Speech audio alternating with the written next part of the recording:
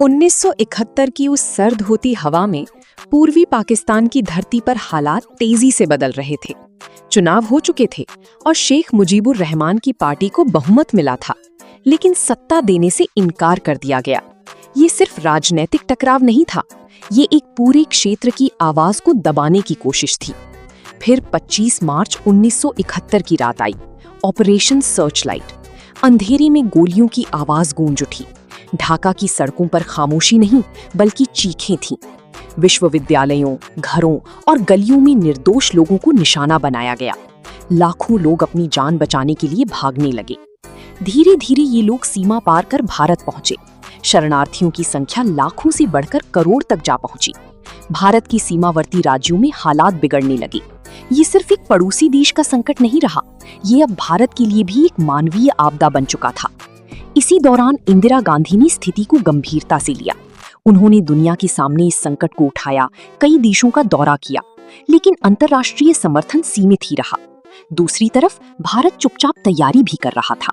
भारतीय सेना ने मुक्ति बाहिनी के साथ मिलकर प्रशिक्षण और रणनीति बनानी शुरू की। ये एक सीधी लड़ाई से पहले की तैयारी थी, एक ऐसी लड़ाई जो इतिहास बदलने वाली थी। अब माहौल पूरी तरह बदल चुका था। सवाल सिर्फ ये नहीं था कि संघर्ष कब होगा, सवाल ये था कि जब होगा तो दुनिया क्या देखेगी। दिसंबर 1971। हालात अब विस्फोट के किनारे खड़े थे। और फिर 3 दिसंबर की शाम पश्चिमी मोर्चे पर अचानक हमला हुआ।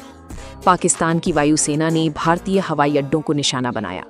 ये सीधा युद्ध का ऐलान था। कुछ ही घंटों में इंदिरा गांधी ने राष्ट्र को संबोधित किया। भारत अब युद्ध में था, लेकिन इस बार भारत तैयार था। पूर्वी मोर्चे पर भारतीय सेना ने तेजी से बढ़ना शुरू किया। ये सिर्फ एक साधारण युद्ध नहीं था, ये एक सुनियोजित बहुदिशात्मक हमला था। थल सेना, वायुसेना और नौसेना तीनों ने मिलकर ऐसी रणनीति बनाई जिसने दुश्मन को संभलने का मौका ही नहीं दिया। इंडियन आर्मी के जवान अलग अलग दिशाओं से पूर्वी पाकिस्तान में घुसते गए। वहीं इंडियन एयरफोर्स ने आसमान पर पूरी तरह नियंत्रण हासिल कर लिया। दुश्मन के रनवे, सप्लाई लाइन और कम्युनिकेशन सिस्टम सब एक एक करके खत्म होते गए। समुद्र में इंडियन नेवी ने कराची बंदरगाह पर हमला कर दिया। ये हमला इतना सटीक और शक्तिशाली था कि दुश्मन की समुद्री ताकत लगभग ठहर गई। और इस सब के बीच मुक्ति बाहिनी लगातार अंदर से वार कर रही थी। उन्हें जमीन का हर कोना पता था, हर गली, हर रास्ता। उनकी मदद से भारतीय सेना तेजी से आगे बढ़ती गई। सिर्फ 10-12 दिनों में हालात पूरी तरह बदल चुके थे। दुश्मन घिर चुका था। ढाका अब दूर नहीं था। अब दुनिया की नजरें एक ही शहर पर टिक गई थी, ढाका, जहां फैसला होना था, इतिहास लिखा जाना था। ढाका, 16 दिसंबर 1971। वो दिन जब इतिहास ने करवट ली। शहर पूरी तरह घिर चुका था, हर रास्ता बंद, हर उम्मीद टूटती हुई। पाकिस्तान आर्मी के सैनिक अब थक चुके थे। चारों तरफ से दबाव, कोई मदद नहीं, कोई रास्ता नहीं। दूसरी तरफ इंडियन आर्मी और मुक्ति बाहिनी अंतिम कदम के लिए तैयार खड़े थे। और फिर वो पल आया जिसे दुनिया ने देखा। ढाका के रेस कोर्स मैदान में ए.के. नियाजी ने आत्मसमर्पण की दस्तावेज पर हस्ताक्षर किए। उनके सामने थे जगजीत सिंह अरोड़ा। करीब 93,000 पाकिस्तानी सैनिकों ने हथियार डाल दिए। ये 1971 बांग्लादेश लिबरेशन वॉर का निर्णायक अंत था। और उसी पल एक नए देश का जन्म हुआ, बांग्लादेश। सड़कों पर लोग निकल आए, आंसू, खुशियां और आजादी का जश्न। ये सिर्फ जीत नहीं थी, ये इंसानियत की जीत थी, एक पहचान की जीत थी।